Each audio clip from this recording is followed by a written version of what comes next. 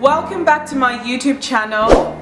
It's your girl AB and I'm so excited to be back with a new YouTube video for you today. In the spirit of Finding Richard,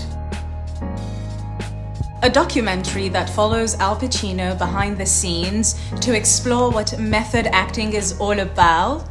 Today, I'll be showcasing some ways I find my character. How do I find my character? Is my character lost? Aren't I my character? Where are the blurred lines? Some ways an actor prepares for a movie role. Pretty basic ideas that most working actors may know, but this is more so for people who, for example, are trying to get into acting, new actors, people with little to no acting experience or training. Anyways, a true actor knows that you have to become a character.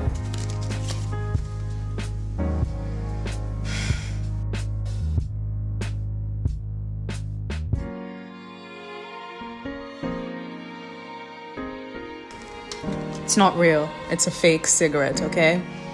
For those of you that love me. And how do you do that? It certainly doesn't happen magically. You have to do the work to summon the character as you become the character. I'll be using May in Sam Shepard's play, Fool for Love, for today's demonstration. I've had the privilege of exploring this character before, her broken side, her soft side, her fragile side, rough side. This is a method acting character guide given to me by one of my method acting coaches. This handbook is one of the greatest gifts I've ever received from any of my acting coaches ever. Thank you, Trina.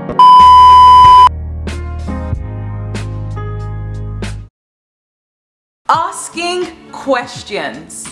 It can go from questions like, who am I? What do I want? What is my greatest fear? To more specific questions like in this handbook. Physical qualities and traits. How does my character walk, move? Posture. Energy level and fitness. Breathing patterns. How does your character breathe?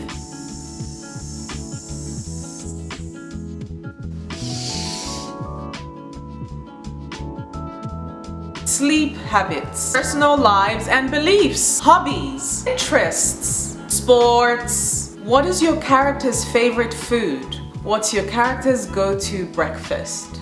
Education and status in society, occupation, reputation, personality and psychology, needs and desires. Is your character a narcissist? Is your character a masochist, sadist, violent, criminal, heroic, outsider or loner, curious, imaginative, creative? You have to really get into the personality and psychology. Is your character depressed, manic or psychotic? How does this translate? Historical period or era, politics, time of peace, or is it a time of war? Plenty or time of famine? Types of cuisine being served during this era. If there's a famine, that would inform what your character eats. In simple terms, the super objective focuses on what your character wants more than anything throughout an entire play or movie. And the scene objective is what your character wants from scene to scene. Fill your mind with inspiration, pictures, art references.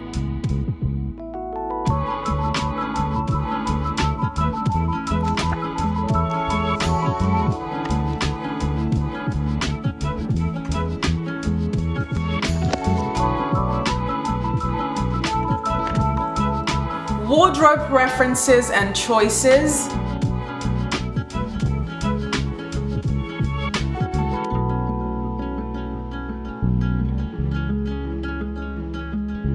Is your character a Celine girl or Chanel. Animal references. When playing the character of May, who is very opposite from me, she's had quite the definition of a brutal and sick life. This character falls in love with her stepbrother in high school. At some point, they realize they're step siblings. Their father has been keeping their family separate and a secret. After the discovery, these two knuckleheads continue seeing each other. People always say not to judge your character, but it was so hard not to judge May. If you're playing a serial killer, you have to justify why that person will do that. Because how can you become someone that you don't even, Great play though, I recommend. If you want to read it, Fool for Love.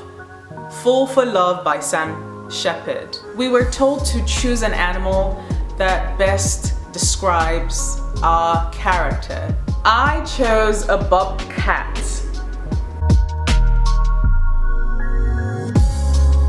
A big cat that lives in the wild. Of course, the idea is to study the animal, so I focused on things like the characteristics of a bobcat and tried to find ways to apply that naturally to my character, thinking to myself, how would a human bobcat walk? And then a painting. So I chose this painting.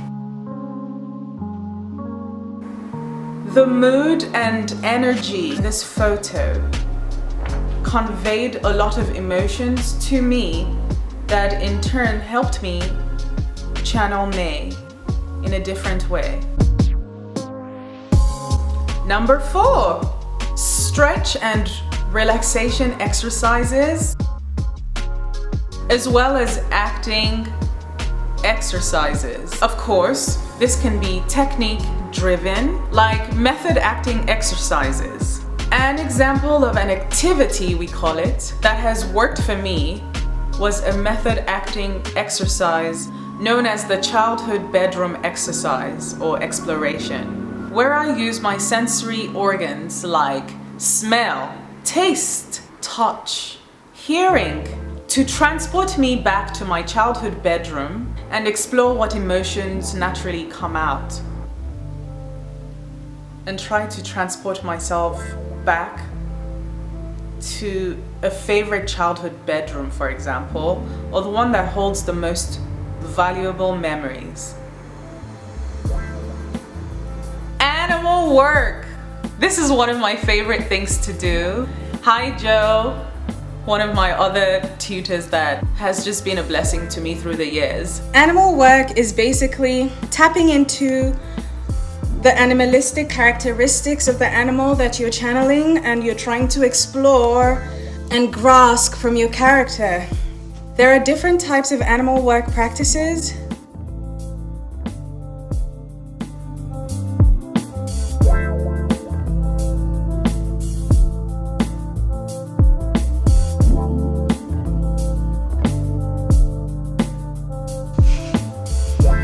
Sometimes you just need to make animal sounds depending on what animal you are. If you choose to channel a lion with your character, when you're doing animal work, you need to make lion sounds.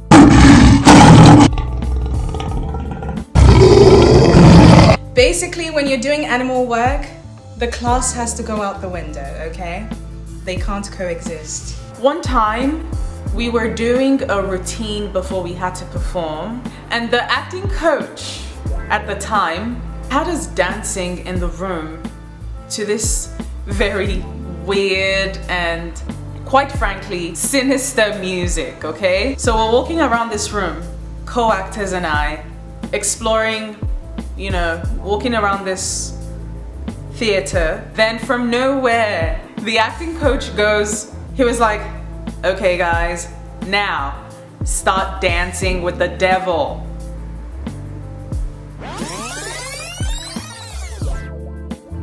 I was like, AB came back into the room fully and she couldn't connect. Oh, hell no. He was trying to help us connect to the broken sides of our characters, right? But I was torn. I was like, surely there has to be some other way. Picture this, a dark theater. You can barely see anything in front of you or behind you. And then I'm supposed to dance with the devil? I shared that story to say, know your limits. My father didn't send me from Nigeria to the United States to get possessed. Thank you very much. Dissecting the scripts. Essentially, if the pages of your script are clean, have you even started working? Huh? No highlighter, no notes, no pens, no nothing? Are you even ready to take on the role? Do you want to show up and set unprepared? There's this saying that acting is all about subtext. It's not about the particular dialogue being said. It's more about what's being said underneath those words. For example, this is a short dialogue from May. I'd come home after school, after being with Eddie, and I'd be filled with his joy. And there she'd be, standing in the middle of the kitchen, staring at the sink. I just recited that monologue with barely any emotion or intention behind my words. And so what do we have? We have flat acting. Or my intention behind the monologue I just recited could be to manipulate the person I'm speaking to in the scene. I'd come home after school, after being with Eddie, and I'd be filled with this joy. And there she'd be, standing in the middle of the kitchen, staring at the sink. Eddie! You smell! It's not about the dialogue, it's about what you're saying underneath. All about subtext, right? Acting verbs are important to every actor because they're needed when you're working. Verbs like to destroy, to dismiss, criticize, to ridicule, to worship. Every single word of dialogue must have an intention behind it. I wrote a note here. Acting is frustrating because you're never done with character preparation and character execution. Which reminds me of the saying, art is never finished, only abandoned. Prepare as much as you can, but always leave space for things to happen naturally. When finding your character, sometimes you have to leave your space and go out in the world and seek inspiration. Art galleries, go for a hike, go to the ocean and spend some time alone. Obviously, I live in Los Angeles. There are a lot of actors and entertainers here. Often when I go to the beach on my own, I see actors, I see screenwriters writing scripts. Just that peace and calm. You never know where inspiration will hit you, so don't be afraid to go out there and be open. Okay? Try recreating some activities that you believe your character would enjoy. If you believe your character would be into horse riding or knitting,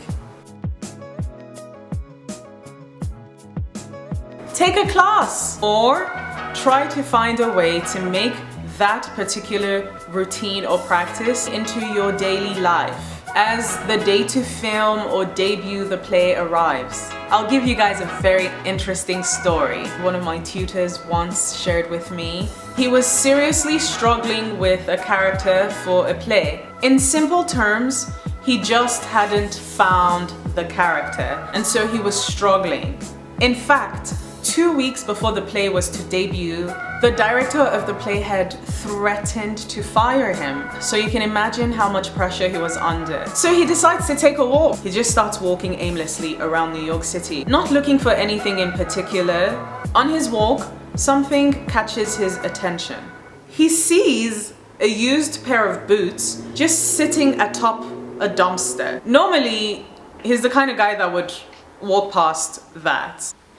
Randomly, something tells him to pick it up. So guess what he does? He takes the boots from the dumpster, puts it on, moves his actual shoes, and he starts walking in the boots. And would you guys believe that after this encounter, he didn't have issues finding his character anymore? His performance literally changed. The director was now impressed with his acting. How did that happen? Did the shoes magically make him a better actor? Is acting more than meets the eye? For sure. Just like music, acting is very spiritual. We've seen when actors become immersed with a role that it drives them into a very dark place. Nothing is as powerful as music in the arts. I would always say that, but acting too is powerful. I once had another coach tell me she's unable to take on a role if she hasn't found the character's shoes. Because from finding the character's shoes, that would influence how the character walks. Just about breaking down all these behaviors into the simplest bits of your character's day-to-day and infusing yourself into the entire thing. Everything comes back here. God, please help me. I'm open. I'm a vessel. Use me for your greater good and calling. May the people see you when they see me performing. Help me find the best way to convey whatever message you want me to convey. Above all, let your will be done in this project. Through me, through us, the entire cast and crew, through the team.